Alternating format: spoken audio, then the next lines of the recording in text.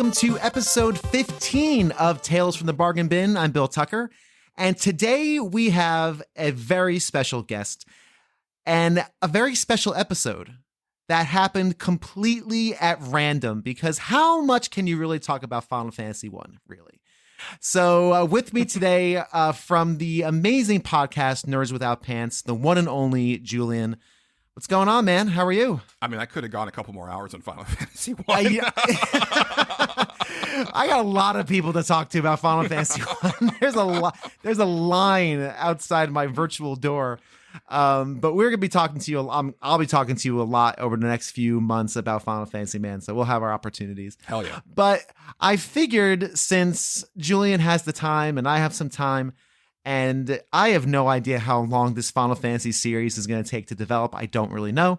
I figured, let's do a Tales from the Bargain Bin about a topic that I think most people from the mid-90s, kids of that era, have some relation to, and that is freeware that came with your first PC. So, Julian, I'm going to ask you, what was your first computer and when did you get it? It was a you mentioned Packard Bell, because I guess it wasn't Hewlett Packard then, right? Was it? I don't think it was Hewlett Packard. It was probably Packard Bell. I don't think HP was a thing in that era. Yeah, so it would have been a Packard Bell. I remember the Packard part. And I want to say that actually I know we got it in 1994 because I talked about getting my mom to charge Final Fantasy 3 on the card along with the computer. Right. Our computer. I remember it distinctly because it was obsolete almost the moment that we hooked it up, because we got the last computer right before Windows 95 and the first Pentium processor came out. So it was oh, this is a paperweight. And it's a very frustrating thing for me because I just missed the cusp of being able to be good at computers. I think if I had been a little earlier to it, or just again, a year or two later, I would have been able to do a lot of stuff that maybe I wouldn't have thought of doing. I remember actually I picked up this Doom WAD editor program at Electronics Boutique. Yep. And not understanding what to do with it. I thought it was a game, and it wasn't. It was wow. It was a level editor thing. Oh no! And I remember returning it because I was like, oh, this is, I can't do this. But I kick myself now because what if I had stuck with that and learned how to make levels? What is that? How does that change the trajectory of my life? Right? Because I love video games and I love computers, and I love the idea of trying to make something with video games and computers, but I don't have the ability. Right. Right. Exactly. Yeah. I feel like if I could have had an older computer where you're actually having to do some of that stuff anyway because you had to do it to get the games to run, right? Or been able to be exposed to a more state of the art computer, maybe that would have been the thing. I don't know. That's fair. I remember the computer coming into our home. I would think it was 96. I think I was in high school. And I think it was, and the idea was that you do homework on this thing. This thing is for homework. It had the old dot matrix printers, grunk, grunk, grunk, back and forth to type reports on. And it was a Packard Bell 486 DX2 processor. I know this like the back of my hand. And I think it might have been a 66 megahertz machine. I might be wrong. That might have been my second computer. I do know it had 4 megs of RAM. And I don't remember the hard drive space, but it wasn't much. And it was Windows 3.1. I know that for a fact. Yeah, Myers was definitely Windows 3.1. You remember a lot more of the details than I do. I think, yes. I want to say 486 sounds right. All I remember is that we had like a 2-speed CD-ROM. Yep. And that was also CD-ROM. The first CD playing thing that we ever had in our household. So Same. One of my fondest memories of getting the computer is my mom listening to CDs after work and playing solitaire because cool. Because we could get CDs and so actually I did a kind of a tribute to Burt Bacharach when he died on our show because like one of my I have this memory of my mom playing the like Burt Bacharach's greatest hits while playing solitaire. That's a really fun memory. You know, like I love Burt Bacharach because of her, and but cool. but that was like the first time that we could listen to CDs, and I honestly think it like in some way like that was a big part of my mom wanting to get a computer, was that now she can get CDs. That's interesting. That's really funny. I think that's a really sweet memory. I think that's really cool. The CD-ROM was a big deal, the 2-speed CD-ROM. I think in that era, I had already had a CD player, I think. If not, it was right around that time. But if not, I do remember playing Killer Cuts, the Killer Instinct CD that came with the Super Nintendo version on that computer. And the speakers were attached to the monitor. So the monitor, standard computer monitor, had like big wing speakers coming from the side of it. Yeah, we had a very similar setup. Yeah. Yeah. It was labeled as a multimedia PC. It met the requirements for a multimedia PC. It did not run games very well at all, but it had a 2-speed CD-ROM drive.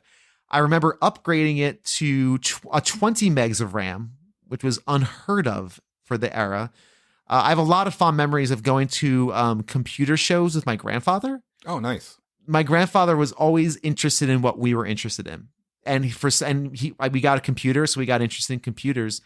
Fast forward of about 10 years, he started his own little side business, making business cards for people. He taught himself how to do at the age of 70, how to do graphic design, basic graphic design, like making business cards and such, and making flyers for people. Obviously not a serious business, but he would make them for people in the neighborhood. And like, oh, I know how to use computers. I can make you such and such. Mm-hmm. So anyway, he would always take me to these computer shows at these convention centers, and we would wander around and people just selling memory and hard drives. And I remember buying a 16 meg kit of memory and upgrading my Packard Bell. I also remember upgrading from the 2400 baud modem that was on that thing. It was attached to the motherboard. I'd like do jumpers and like take this header out and do this thing, and installing a 56K modem. That was big time for that era. So I remember upgrading a lot. But the one thing I remember most vividly were the games. Now, Windows 3.1 for me, I'm not sure what you had on yours. We had Minesweeper. We had Solitaire, of course. We had Ski Free. And there's one other game that's escaping me. What did you have on yours on your setup? We definitely had Minesweeper and Solitaire. I played a lot of Solitaire. Didn't understand Minesweeper. Still don't understand Minesweeper. I feel like we must have had Ski Free, but I don't remember actually playing it that much. I ended up playing like a lot of Solitaire. I also ended up like, let's see, did we have a paint thing on there? Did we have MS Paint? Yeah, it wasn't. Mine we had Kid Pix, I want to say. It was like this weird drawing program that was not as fun as Mario Paint. Yeah, I don't think we had a paint program. I think I'm mixing that with a memory of at my Aunt Carnina's house. That she was an artist and she had MS Paint on there. I remember like messing around with that a lot, but I don't think we had that at home. Yeah, so a lot of Solitaire for me. Right. Played a lot of that. Listening to music. That's cool. Well, the reason this came up and the reason I want to kind of go down this memory lane a bit is because with our multimedia PC in our family came a stack of CDs to make full use of the CD player. It was probably like 15. It was in this box. And I just so happen to have the box right here, ladies and gentlemen. The CD collection from the Packard Bell that I received in 1996. I rescued this from my mom's house many years ago to say, hey, wonder if I can get these things to run on a modern machine. You can. It's not worth it. And it's a royal pain in the ass. You have to do DOSBox and do virtual drives. Complete and utter madness. But so what I figured I would do, since I'm with someone today that has an extensive knowledge of games, to go through my list of Packard Bell freeware and see if anything rings true for you, if anything jars a memory. And there's a big one at the end. We already talked about it in briefly, that I'm going to save for the end. So if you're down, I'd like to share with you the stuff that we got for free with the Packard Bell. Let's do it. Let's do it. So actually, this one actually I won't go first. The first one was the Packard Bell Microsoft Multimedia Pack for Windows version 1.0. I'm gonna pop this in. I'm gonna see if this works. Give me a second, because my computer still has a CD drive on it. I was about to say, I'm like, my hold real on. computer. My real computer has a DVD drive in it. It's an old pre-built from 2016, probably one of the last ones they made with an optical drive. I've since upgraded it a few times, but I've kept the damn optical drive because I still have the old case, damn it. No, yeah. It's funny because I had ripped all of my CDs to my iTunes like a couple laptops ago. And that's synced up to my phone, but like that's also actually more than a couple laptops ago. And so I'm really scared about like about that collection. Like I don't want to like hook up my current phone to like any newer laptop and somehow lose that stuff. But gotcha. I had pre-ordered the Final Fantasy 16 soundtrack and then realized I don't have anything to play these on. Oh no! So I bought like a little like CD, like like an actual like stereo to like put in the kitchen, because I was like, you know what? I actually would like to just like kind of spin some of these like CDs one at a time, because I've gotten so far away from actually listening to albums, in sequential order. And like a lot of albums were like, sequenced in a particular way to flow in a certain way and have you feel certain things. And I thought that would be really neat. And then also like, I had actually gotten rid of the cases of most of my CDs except for my like video game soundtracks. Those I have the cases for. Sure. But even so, it's like it takes up so much space. It really does. I mean, I've ripped most of my CDs many, many years ago to this, that, and the other thing. All right, let's see if I can get this thing to run.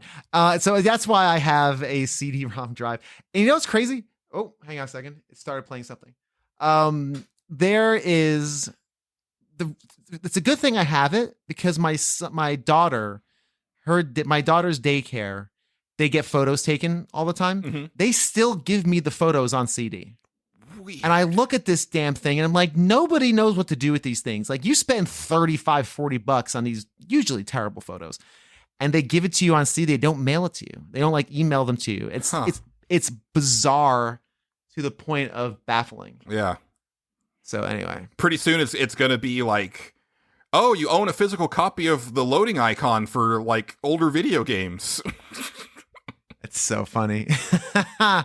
So I'm not going to go through the process of trying to set this up, but basically what this was, it was a series of videos and music and MIDI files that played in like this player. And it was just showing off the fact that you had a CD-ROM drive. I am going to spend some time after this recording to pull some of this material off and play it here on the show.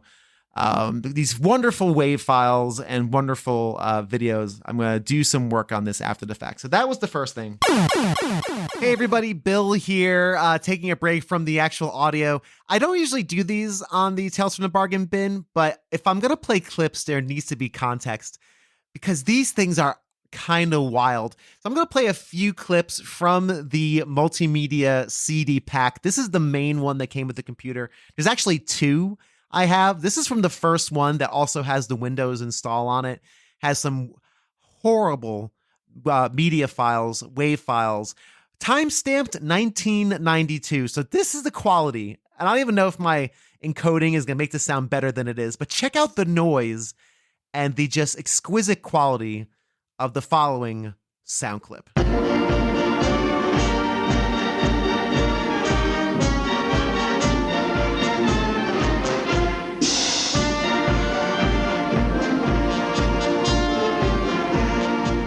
Beautiful, right? Just gorgeous. How about a few sound effects from this multimedia pack?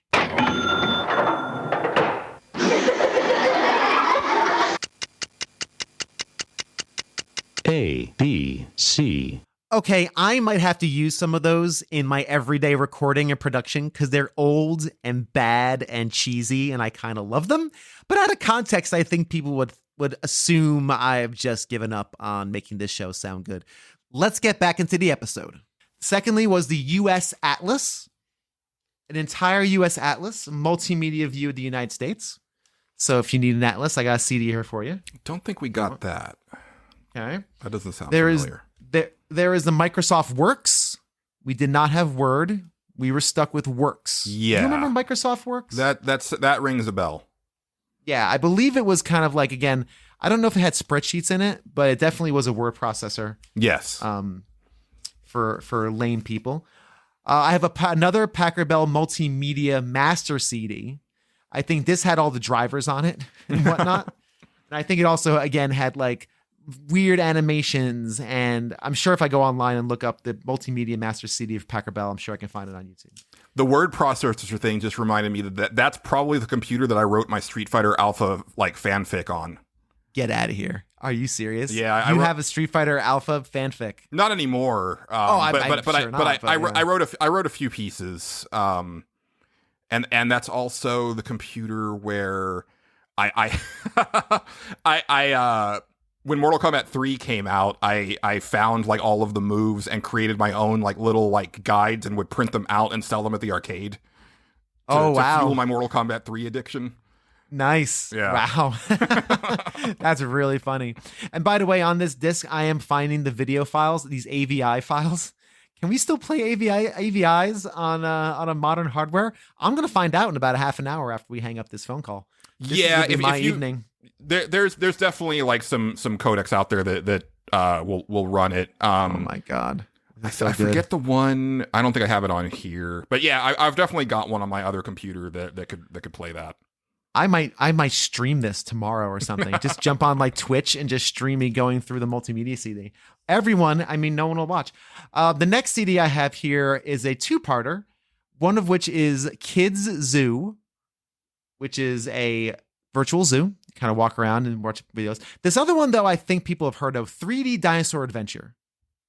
Do you remember 3D Dinosaur Adventure? I have heard of it, but we didn't have it. But I'm almost positive that I would have seen it at like a demo at Best Buy. Yes, because that was like kind of everywhere.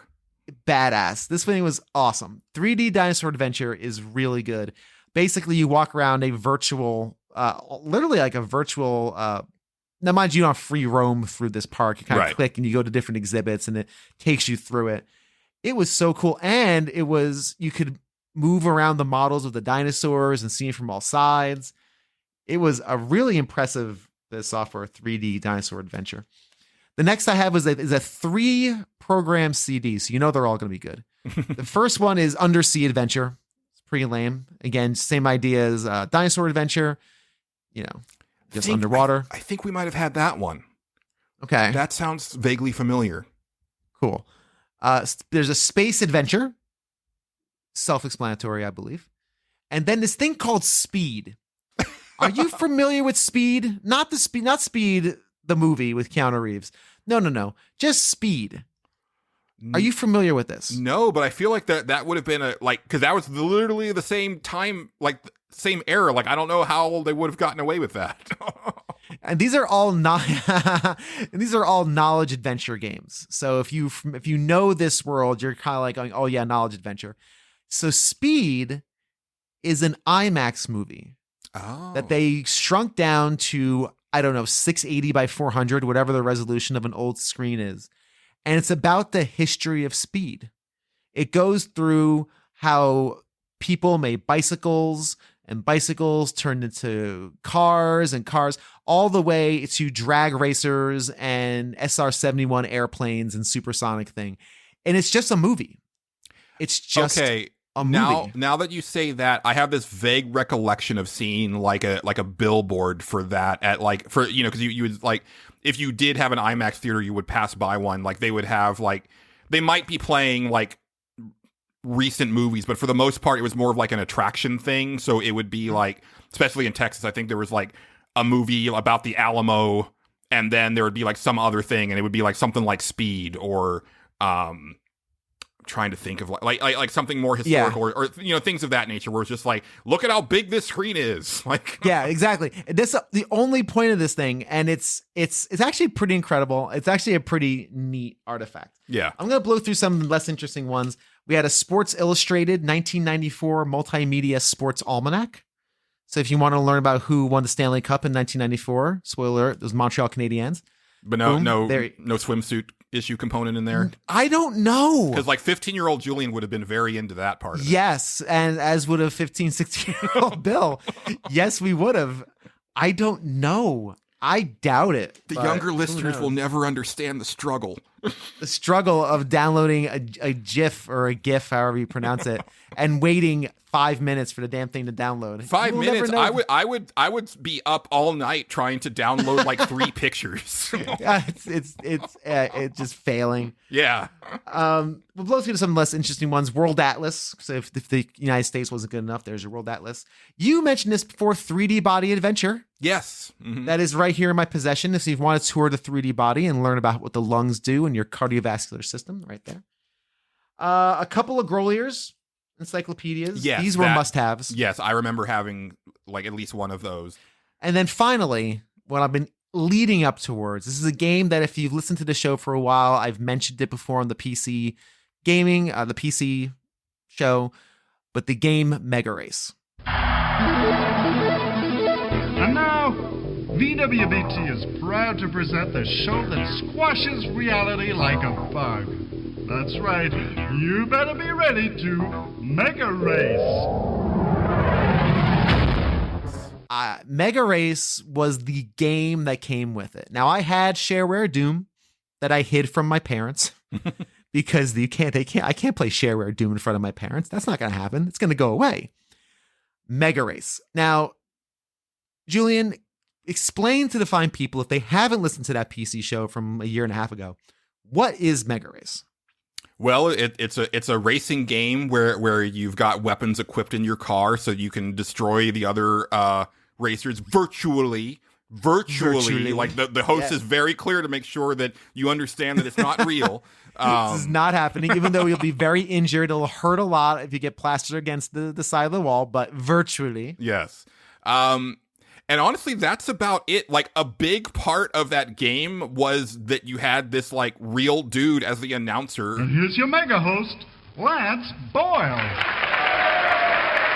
Hey, welcome to Mega Race, the action show where violence only happens once every few seconds. You know, it was like tons of FMV. I know that he won some, like, awards for that performance. Like at the time, I remember that. And that, like, it's like a behind the car racing game, like picture Outrun, but grimy. It's very grimy. Yes, that's a good way of describing it. Very grimy. Yeah. Every car you start out with, I think, 3 or 4 options for a vehicle, and each one has different stats on it. One's got tougher armor, one's faster, one's got better weapons, etc.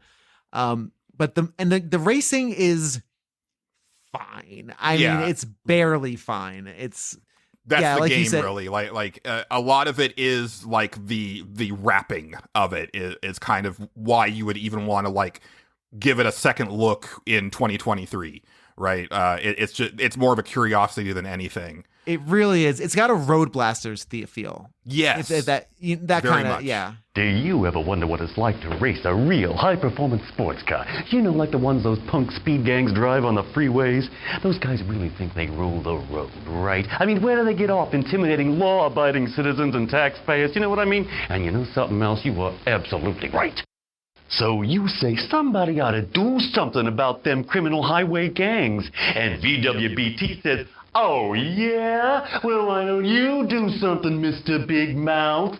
You don't have the car? We'll give you the car. You don't want to get arrested for taking the law into your own hands. Not a problem. You know why? Because it ain't real. It's a whole lot better than real, baby. It's virtual television. Reality's worst nightmare. But the main thrust, and like you mentioned, the main drive of this game is the announcer, who is this, I want to say maybe late 40s, early 50s aged man, skinny, wearing a blue blazer that's way too big for his body. Way too big. Yes.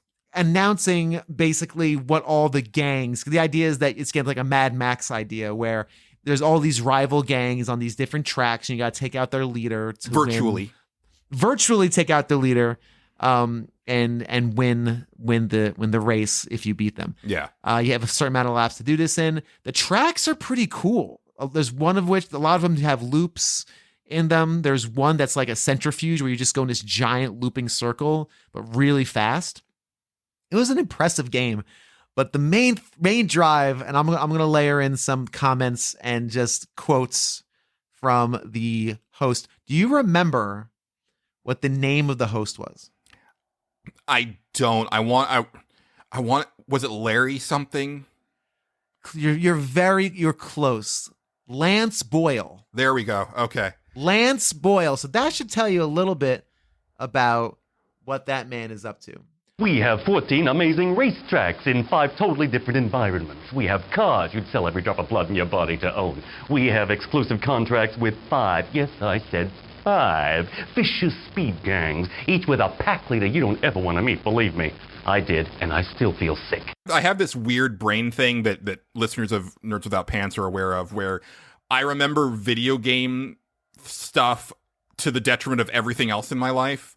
But I dabbled so little with computers at the day that it wasn't quite as memorable. But I'm glad I at least got in the ballpark. You were close. You were close. The actor who plays Lance Boyle is Christian Eriksen. He has been in so much stuff. It's actually astonishing. Really? He has done film. He's done television. He's also done other video games. Now, I don't recognize any of the movies he's been. He's been in a bunch of French films in like the 80s. He was in Dangerous Liaisons, Man in the Iron Mask. Again, mind you, all these are bit parts. He was ballroom guard in Man in the Iron Mask. He was in Hitman 2007, in the movie version of Hitman. He was General Komarov. I've never seen the movie Hitman. Have you? No, I have not. Okay, so we can just ignore that. But for those of you who have, his most recent was in 2019. He did a movie called Blood Machines. Bill, you need to interview him. I need to. I got to get a hold of this guy. Yeah, I'm going to get a hold of this guy. You need you need to interview him and then see if he will sign your copy of Mega Race. I am going to make this happen. In video games, he was in Heavy Rain. He played the dock/motel receptionist /Blue Lagoon barman. Oh man, is that why I recognized him? Hello there, sweetheart. What can I do for you? I'd like a room. For you? Anything. Feeling the register. Madison Page, 27. Single. How long will you be staying with us, Ms. Page? I don't know yet. Room 201. Last floor, stairs on the right, in the courtyard. Thanks. The pleasure was all mine. That's for sure. He's in Heavy Rain. He's in Alone in the Dark, The New Nightmare. There was 3 Mega Race games. Get out of town. No, there wasn't. There's Mega Race 2 and 3. Yes. In what? Where? Okay, so let's and he's Lance Boyle in all 3. So he reprised his role in Mega Race 2. Mega Race 2 was developed by Cryo in 1996 for PC. Wow. It's the first sequel of Mega Race. And then Mega Race 3 came out in 2002. What? For the PS2 and Windows. Wait, that's got to be a European thing, because that's like right in like my retail wheelhouse. I'm saying, we totally would have ordered that game because we ordered everything that was new. You can get it on GOG.com. It's on Good Old Games. There's 4 sentences on Mega Race 3. It was released in North America, January 9th, 2002. I cannot stress to you, I cannot impress upon you enough how low tier this game had to be for my boss to not order even a single copy for our store. We ordered Easter Bunny's Big Day for the PS1. Oh. Okay? Like, I felt like we would get at least one copy of everything that was released in that time frame. So for us to have not gotten this, that says a lot. I am going to throw. Hang on. I'm going to throw this article in here, this Wikipedia, this extensive Wikipedia blurb on Mega Race 3, and take a look-see at the cover art for this thing. No, yeah, it's trash. It is trash. Yeah. It is. It says Mega Race 3. The 3 is surrounded by like a little like the Mr. like 3. Like, it looks like Mr. 3 to me. Yeah, Mr. 3. Yeah. Well, the main title says MR3, Mr. because everyone knows Mega Race. Right. So as soon as you see MR3, you're like, oh, that's got to be Mega Race 3. Nanotech disaster. So they moved up from virtual. Now it says the cover of this PlayStation 2 game that did have a retail release says Nanotech disaster along the top. I need to get a handle. We both need to get our hands on Mega Race 2 and 3 because Christian Eriksen reprised his role as Lance Boyle in all 3 of these games. I'm going to gift my brother Mega Race 2 and Mega Race 3 because he still has a working PS2. I'm going to find this game. There you go. His birthday's not coming up. It's past, but I don't care. This will just be a, here you go, Bobby. Enjoy this. Boy, oh boy. Boy, did I go down a rabbit hole with this guy. He was in Atlantis Lost Tales 97, which again, the more PC stuff. Trying to see if there's anything else you'd recognize from the 2000 eras. Mm-hmm. He was in Omnicron, the Nomad Soul. Oh no! Oh, so he had prior experience working with David Cage and Quantic Dream. Interesting. They liked him enough in Omicron to bring him back for Heavy Rain. Okay. Again, since I have a font of video game knowledge here, I'm just looking at like 99 or so. Like Amerizone, The Explorer's Legacy. What's that? No, that's a Windows game. So let's see. Outcast, that was the Windows game. A lot of PC games. So he was in Frank Herbert's Dune. Okay, that's like the RTS one, probably. Yeah, I think that's right. Yeah. Alone in the Dark, the New Nightmare. He's in that game. That was on a bunch of systems, I think. Yeah, I played a little bit of that one. He was in the video game version of Platoon. This is also a PC game. So yeah, he was in a lot of PC game stuff. Yeah. You ever play a game called 13X111? Yes, I did.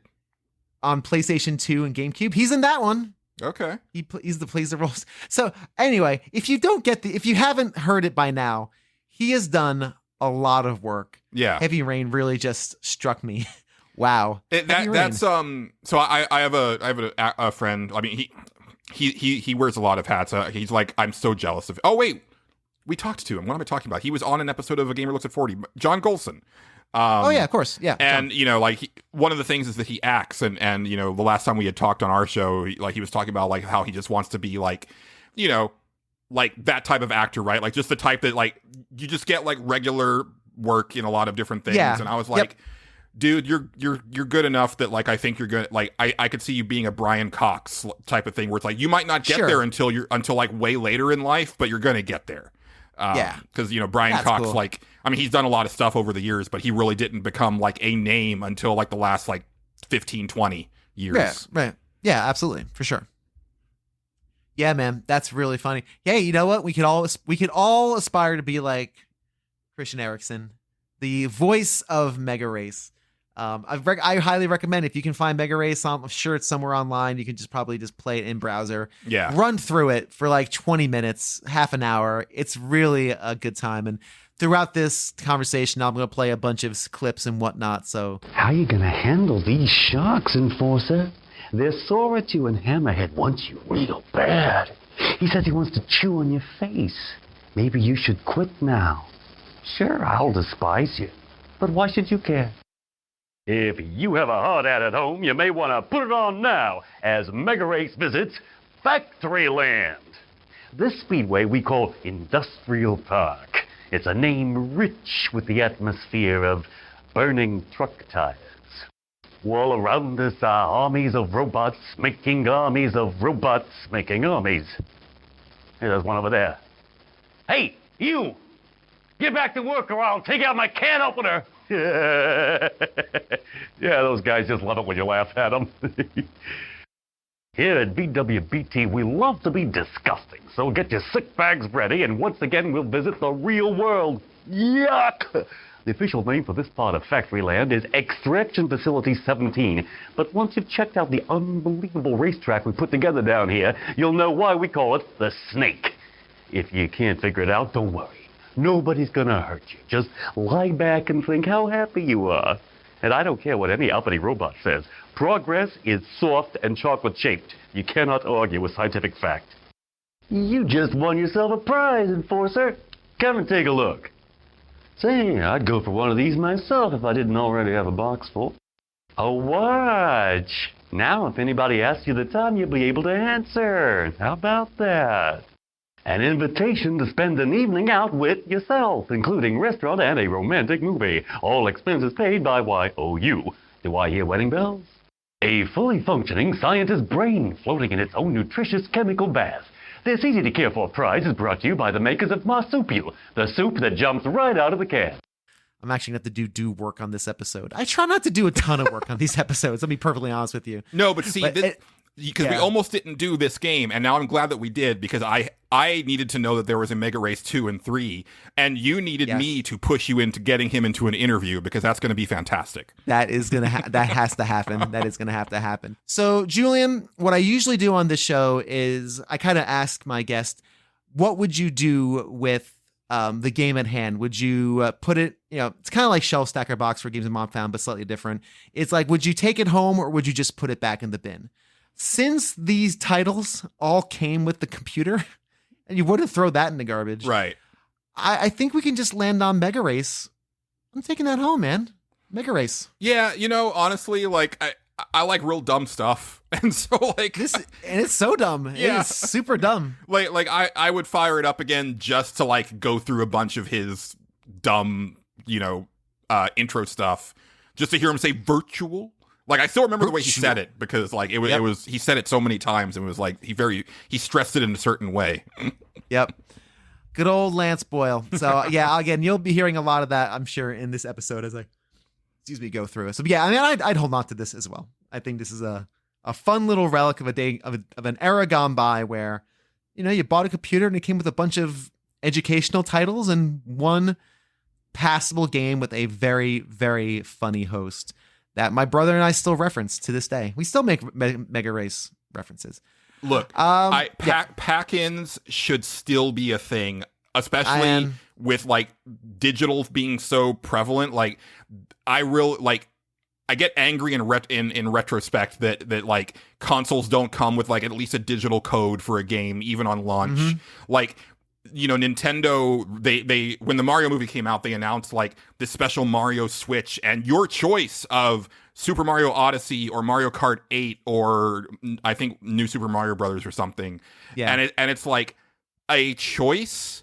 My Super Nintendo came with 3 Mario games. Yeah. And those were cartridges that cost a lot of money to produce. You can throw 3 codes in this box.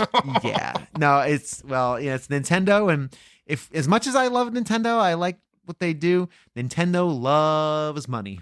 Yeah. Boy, oh boy. I mean, all that of them company do. Like, Yeah, but Nintendo, I think more than most, really, really likes money. And $550 for my PlayStation VR 2 didn't even have a demo in it.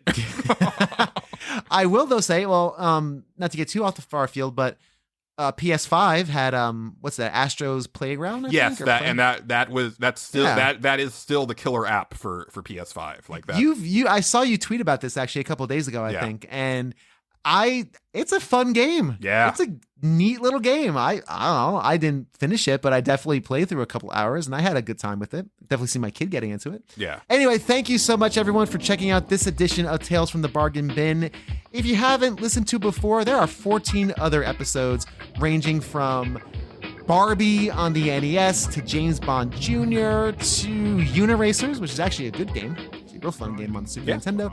And check out all the other stuff. It's all out there for your listening enjoyment. If you haven't done so already, Twitter is where I'm most active, but I got social media stuff everywhere. But if you listen to podcasts on a regular basis, you know this information. You know what I'm going to ask you to do.